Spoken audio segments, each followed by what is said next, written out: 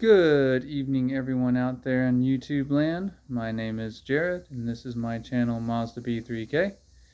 This video, we will be switching out the fuel filter on my brother's 1993 Ford F250 that contains the Ford small block 5 liter, also known as 302 V8.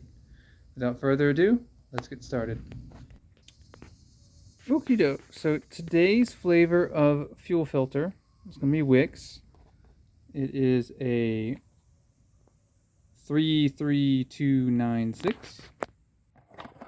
And go ahead and do the unboxing here. Let go. Let go. Here you go. Nothing too fancy here. You have your filter. It comes with caps over your actual fuel ports. Keep junk out. You get these little plastic retainer dudes if your application uses them. Some do, some don't. For our 93 F250 here, these are not going to be used. We just have quick disconnects, and there's not really a spot for these little retainers to go. I mean, you can throw them on there, and what they're supposed to do is to keep, in some crazy situation, keep quick disconnects from backing off, but I've never seen that happen. Now notice we have an arrow. 2 arrows even. And those arrows say in.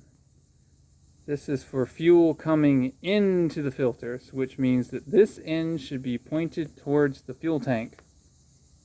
Or tanks in this case, since there's 2 of them on a 93 F250. And the directionality should be pretty apparent, and you'll see that in a minute because of the way the bracket's made.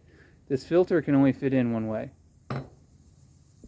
You'd have to work pretty hard to stick it in there backwards, but nonetheless, they do include arrow marking what direction the fuel needs to be coming in from.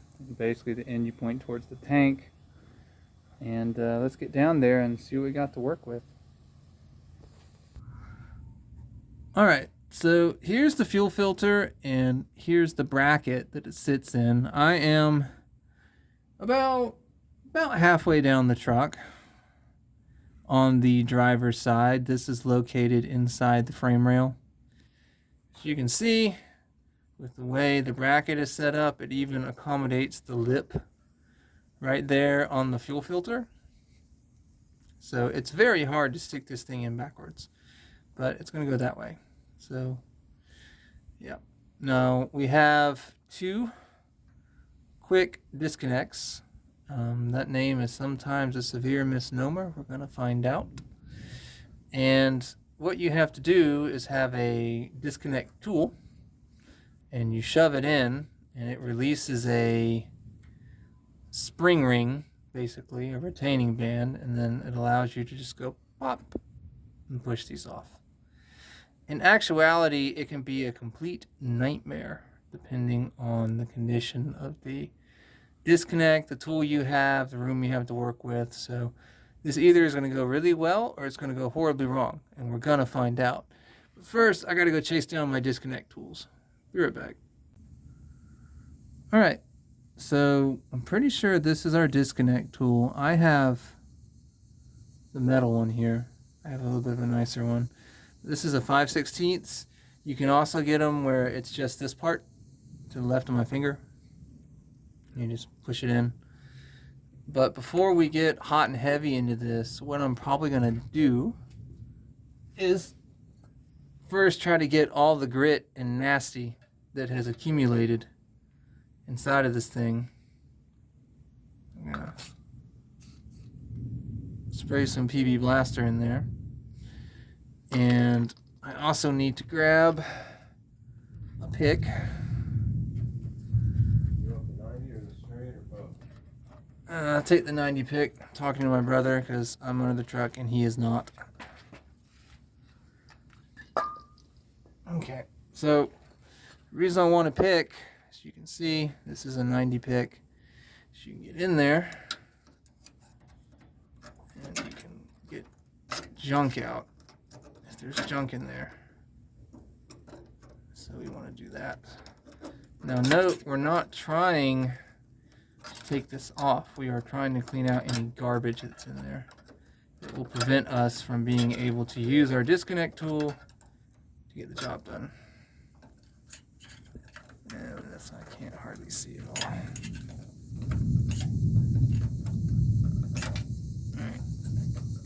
That sounds encouraging. I'm not hearing a huge amount of sand. Okay. Oh, let's see what this does. You take, I don't know if you guys will be able to see. I'm going to do my best here. I'm limited because of how this bracket goes. But you take your tool, get it in position. Oh, sorry about that, guys. Alright. So then you take it and you press it in. And while you're pressing, if you get it in far enough, this will wiggle out. But what winds up happening a lot of times is you can't. Hula! Ah, fuel! Ah, oh, my raccoon wounds! Ah! It smells so bad! Ow! So, I did forget to mention, guys, there may still be fuel in a fuel line somewhere. There may be fuel in the filter. So, be prepared. And relieve fuel pressure. Yeah. Now, in our case, we took the entire block out. If you've been following the video series on this truck, you know that. The block's been out. There is no fuel pressure. Normally, you would go to your fuel pressure relief valve. Generally, there's a Schrader valve up around the fuel injectors. You can press it down. It'll relieve the fuel pressure so you can actually get this out. Wow, that gasoline is yellow, like Halloween yellow. That's pretty impressive. All right, so this side's out. We should probably shoot some air through that before you hook the filter back up. Yeah, I don't know if you guys heard my brother, but that's also a good suggestion is now that we've got this out, one of the things that we were intending to do, because it was a tremendous struggle to disconnect the fuel lines up at the injectors because they're heavily varnished because this truck was not taken care of, is we're going to spray carb cleaner through stuff and then we're going to hit it with air. Currently the fuel tank is not installed, so we can just go all the way down the line and clean the garbage out before we reconnect everything. The fuel tank that was connected, it's red and brown on the inside. It's rusted out almost entirely. So we bought a brand new fuel cell, basically a brand new fuel system, and we don't want to connect poopy lines to a brand new tank. Alright, I'm going to reposition, guys. We're going to go for the other side. Alright, guys, we're on the other side here. Again, this fuel line is a consistent size, I think, all the way through, so 5/16. And we're going to get on there. We're going to try to get on there. If it'll actually fit, we may not have room. That's kind of crazy. Yeah, it is looking like we are not going to have room. Fun.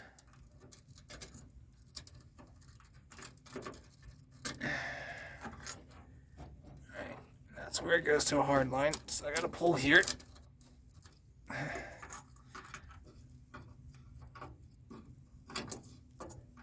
Alright, let's see if I can squeeze this in. Because I've got my other disconnects, but they are not as good. I like these a lot more. As you can see, it doesn't want to fit. Ow.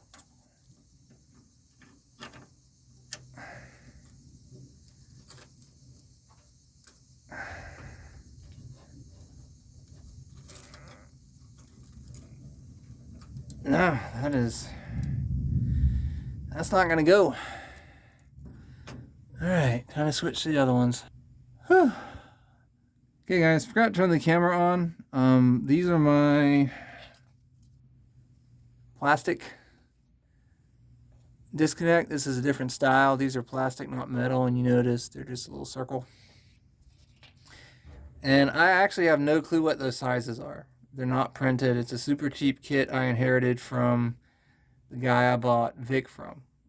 Anyway, I grabbed the blue, got it in there, and lo and behold, it's off.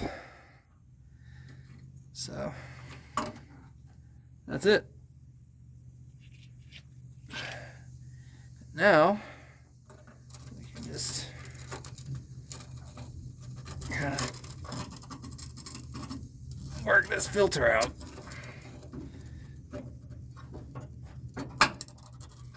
Okay, come on. There we go. All right, and your filter's out. So this is actually a motorcraft filter. How about that? And I'll go see if we got any fuel left in it, and then we'll start working on installing the new filter. All right, guys, let's go ahead and get this new filter in.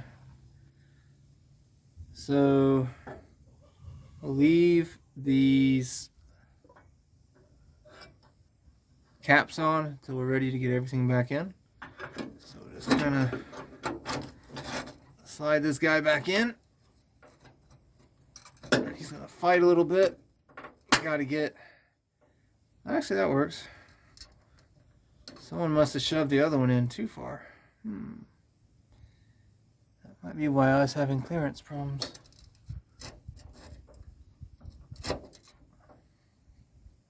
Actually, no, it's not far enough in. This needs to be in. There we go. So now it's locked in.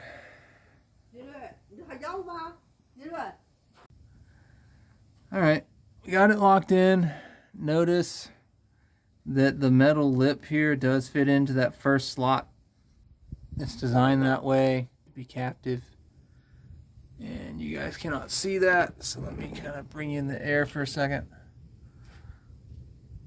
Yeah, this is what I was talking about.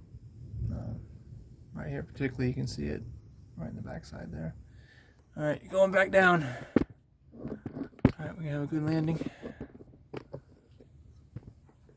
Yeah, that'll work okay, I think. Okay, so we got this in.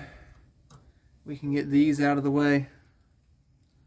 Let's go ahead and get the front, take the cap off. Now how this works is you're going to push it back on until you kind of feel it or hear it click. And then once you think it clicks, you need to pull and pull hard to make sure it's engaged. I have my 2001 F250 currently has a problem where one of the retention tangs in here is not working right, so it won't lock on to its fuel filter. That's something I gotta address. That's just something to think about. So push, right? Notice pulling on this pretty hard, it's not coming off. So that's engaged. Then slide you guys down. Oh, now that wants to rotate. Okay. Sorry guys, my tripod is not great. It makes me sad. Oh yeah, you guys can't actually see much of what I'm doing, but you can see a little nub. Take that off. Same thing on the back side. Push till you hear it click. Give it some hard tugs. Okay, and that's it. You have replaced a fuel filter, which is something that gets often neglected until something breaks. But this is important for the health of your entire fuel system. This helps keep your fuel injectors healthy and your fuel rails healthy, and keeps water out of stuff. So absolutely switch this out. It's very important. But I declare this a good repair. Alright guys, that's going to do it for the replacement of the fuel filter in my brother's 1993 Ford F250. If this video helped you out, please like, share, subscribe, ring the bell, do all the other YouTube things. And if you'd like to leave a comment, well, leave a comment. I read them, I respond to them, and I enjoy engaging with the community. And remember, I make the mistakes so you don't have to. I'll see you guys next episode.